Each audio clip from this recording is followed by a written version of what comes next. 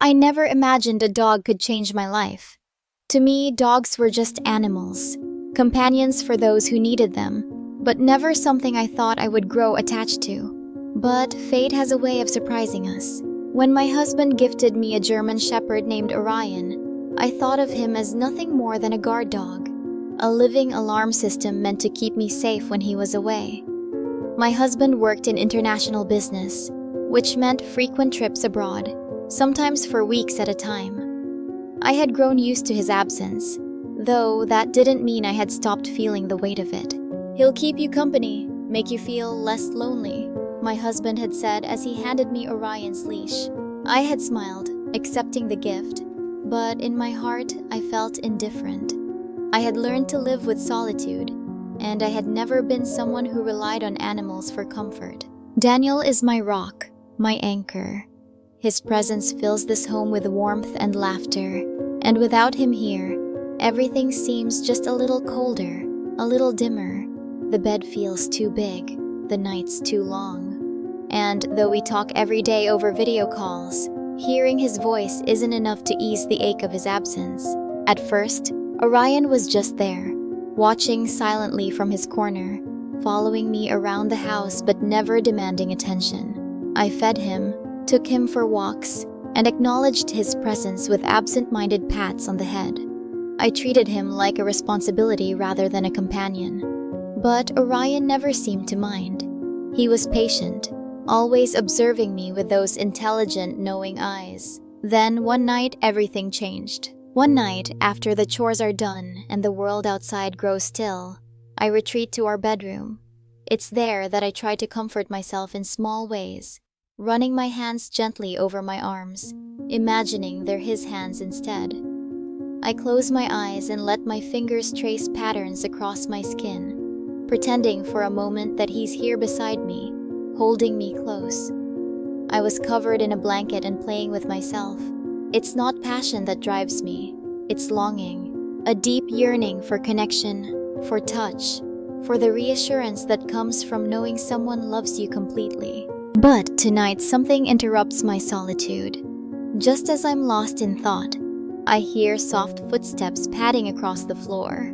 Orion, our loyal golden retriever, nudges open the door with his nose and steps inside. He tilts his head at me, his dark eyes filled with curiosity and concern. I smile faintly, reaching out to pat the spot beside me on the bed. "Come here, boy," I whisper. Without hesitation, Orion leaps up and settles next to me, resting his chin on my lap.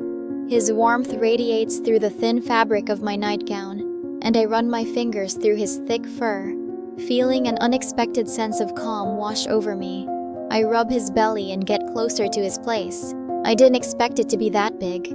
It isn't until my hand is wrapped around that until he growls. "You always know when I need you, don't you?" I murmur, scratching behind his ears. Orion lets out a contented sigh, his tail thumping softly against the mattress. In this moment, his unwavering companionship feels almost like a balm for my loneliness. He may not be Daniel, but he understands. He knows.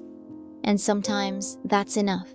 As I lie there with Orion curled up beside me, I realize that love doesn't always have to come in the form of grand gestures or romantic embraces. Sometimes it's found in the simplest things, in the steady rhythm of a dog's breathing, in the way he leans into your touch, in the quiet reminder that you're never truly alone. Tomorrow, I'll wake up and go through the motions again, waiting for the day when Daniel returns and these empty nights become nothing more than a distant memory. But for now, I'll take comfort where I can find it, even if it's in the form of a furry, four-legged friend who always seems to know exactly what I need. In another night, it was late, and a storm had rolled in, the kind that makes the walls creak and the windows rattle. I was trying to lock the back door, but no matter how much I struggled, the key wouldn't turn. My frustration built, my heart pounding as an unsettling fear crept in. What if someone could get in? My husband wasn't home. I was alone. I bit my lip, trying to steady my breath, but the panic had already started to rise. Then, a warm nudge at my hand. "Orion." His eyes, shining softly in the dim light, met mine. He wasn't just standing there, he was telling me something. I hesitated before stepping aside, and to my surprise, Orion walked straight to a small drawer near the kitchen. He pawed at it twice before looking back at me expectantly. Confused, I opened it, and there, buried beneath old papers and forgotten items, was another set of keys. I gasped. I had completely forgotten about them. I rushed back to the door, slipping in the spare key. It turned effortlessly. Relief flooded through me. But more than that, something else settled in my chest. Something unfamiliar. I looked back at Orion, who simply sat there, his ears perked up, his tail thumping lightly against the floor as if to say, "I told you so." That night, I sat on the floor beside him for the first time. He rested his head on my lap, his warmth seeping into me, and for the first time in a long while, I didn't feel so alone. Orion wasn't just a guard dog, he was something more. Days turned into weeks, and I began to notice things I had ignored before. The way Orion always placed himself between me and the front door when someone knocked.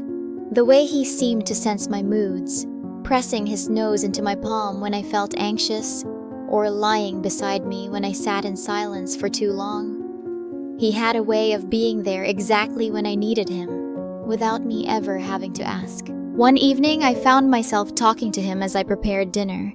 It started with simple comments. "You're always watching me, huh?" But then, the words just kept coming. Before I knew it, I was telling him about my day, about my thoughts, about the things I never said out loud to anyone else. He listened, never interrupting, never judging, just being there. And somehow, that was enough. I had always thought that love came in grand gestures, in words spoken aloud. But Orion taught me that love could be quiet. Love could be the way someone stays close, even when you push them away.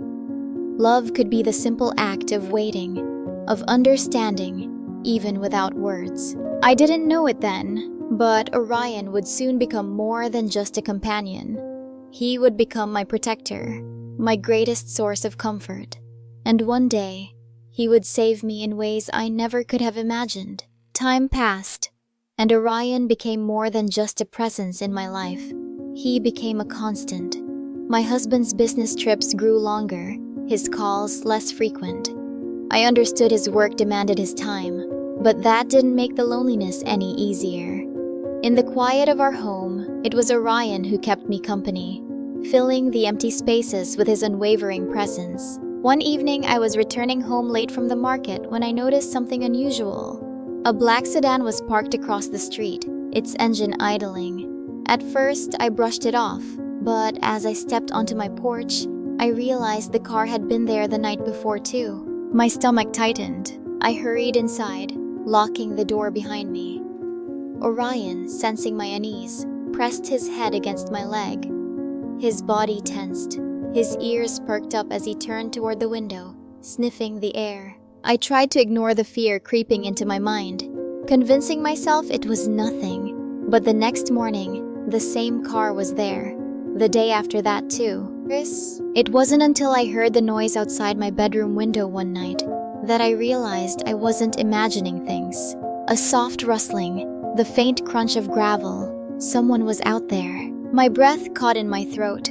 My first instinct was to reach for my phone, but before I could move, Orion was already at the window, his posture stiff, his growl low and menacing. Then, a loud bark, one that echoed through the silent night like a warning. Whoever was outside froze. I could hear the hurried shuffle of footsteps, the sound of someone retreating.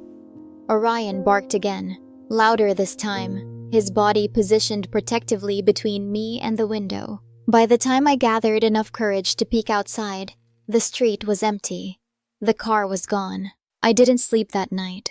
Orion stayed by my side, his warm body pressed against me as if to say, "I've got you." The next morning, I called my husband, my voice shaking as I explained what had happened.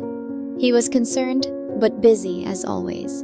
"Maybe it's nothing," he said, "but I'll try to come home soon." I didn't know if he really would. That day, I realized something. I couldn't keep waiting for someone to protect me. I had to protect myself.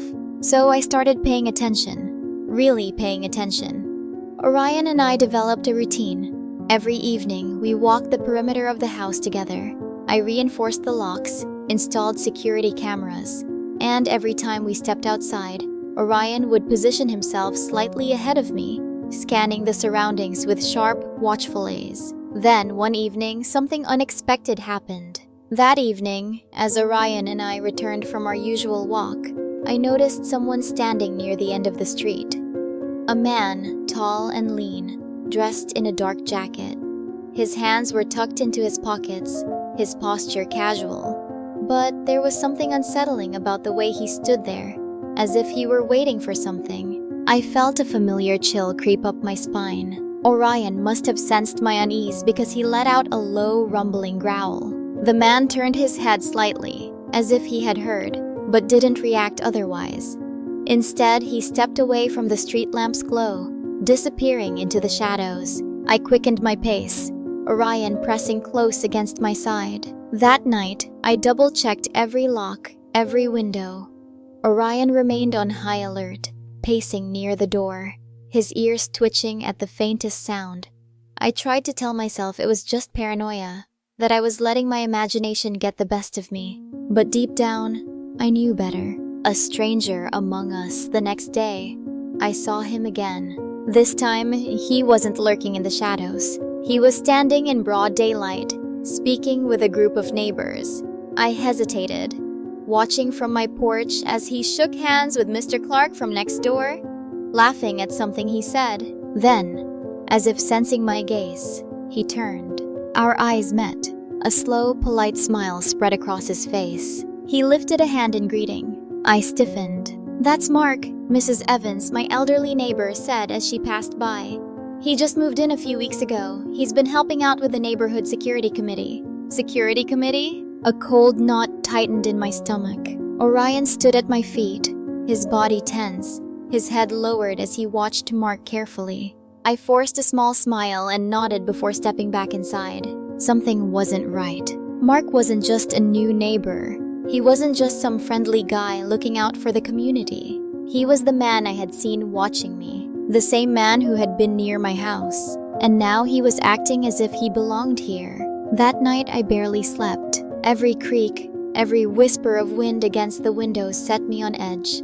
Orion remained restless too, pacing near the front door, ears twitching at every distant sound. Then, just past midnight, a noise. A soft click. The unmistakable sound of the backyard gate being unlatched. My heart slammed against my ribs. Orion let out a deep, warning growl. I reached for my phone with trembling fingers, ready to call for help. But before I could dial, something crashed against the back door. A hand. A jolt of fear shot through me. Someone was trying to break in. Orion barked. A ferocious, bone-chilling sound that shattered the silence. A second later, the door burst open. Mark stood there, his breath heavy, eyes dark with twisted intent. "I knew you'd be alone," he murmured. "I've been watching you for weeks. You never leave, always waiting here, so vulnerable." I stumbled back, my pulse hammering. "Get out!" I screamed, but he just smiled. "Shh," he whispered, stepping closer. "No one's coming. No one will hear you." Then he lunged. Before he could reach me, Orion charged. A blur of fur and muscle, teeth bared, snarling with fury. He clamped onto Mark's arm, yanking him back with terrifying strength. Mark cried out, struggling, but Orion didn't let go. He fought with everything he had, his growls shaking the walls. But then, a flash of silver, a knife. "No!" I screamed. The blade plunged deep. Orion's body jerked. A choked whimper escaped him. His legs wobbled. Mark shoved him aside. He collapsed. I couldn't breathe. "Orion!" I fell to my knees beside him, my hands trembling as I pressed against the wound. Blood seeped through my fingers. His golden eyes met mine, soft, gentle. Even in pain, he was telling me, "I did this for you." Something inside me snapped. I grabbed the nearest object, a heavy glass vase, and swung it with every ounce of strength I had. The impact sent Mark staggering back, dazed. I didn't stop. I hit him again and again, until he collapsed. Until he wasn't moving. Until I was gasping for breath, my hands shaking, my body trembling. Then, silence. A horrible, empty silence. I turned back to Orion, my heart breaking. "Stay with me, boy," I pleaded, stroking his fur. "Please stay." His breath was shallow, his eyes fluttered. Orion lay still in my arms, his golden eyes now closed, his body limp against me. The warmth beneath my fingers was fading too fast. My breaths came in short, ragged gasps as I cradled him, whispering his name over and over. "Please, stay, just a little longer." But there was no response. A sharp ringing filled my ears, maybe from my own screams, maybe from the distant sirens growing louder by the second. I barely registered the flashing red and blue lights spilling across my walls, the pounding of heavy boots against the wooden floor. "Ma'am, step away!" A firm voice cut through the chaos. I didn't move. I couldn't. Everything was a blur. The officers storming in, the commotion of weapons drawn, the restrained grunts of the man on the floor as they yanked his arms behind his back. Mark. I should have felt relief, but all I could see was Orion. A hand touched my shoulder, firm but gentle. "Ma'am, are you hurt?" I blinked, finally looking up. A police officer knelt beside me, concern etched into his face. Behind him, 2 others were dragging Mark to his feet, his head hanging low, blood dripping from a gash on his temple where I had struck him. "Someone passing by saw what happened and called us," the officer continued. "We got here as fast as we could." I opened my mouth to speak, but no words came out. My throat burned, my chest ached. Then, movement, just a flicker, a shudder beneath my hands. I sucked in a breath. "Orion?" For a brief moment I thought, hoped, that maybe he was still fighting, that maybe he could be saved. But then the flicker stopped. The last breath left his body, and I knew. A sound tore from my throat, raw and broken. As I clutched him tighter, I felt the officer's hands gently trying to pull me back, trying to move me away. But I refused. No, he's still..." I choked on my own sobs. "He's not gone. He can't be." But deep down, I knew. Orion had fought for me. He had given everything, and now he was gone. I buried my face into his fur, my tears soaking into his soft coat. My protector, my companion, my friend. The officers' voices blurred into background noise. I didn't care about the man they were taking away in handcuffs. I didn't care about the flashing lights or the sirens, or the murmured reassurances that I was safe now. Because how could I be safe? How could I ever be safe again, when the one who had saved me was no longer here? The house felt unbearably empty without him. The silence, once comforting, was now suffocating. But Orion had given me something more than just protection. He had given me the strength to fight. He had given me the courage to survive. And though he was gone, his love, his unwavering, selfless love, would stay with me forever.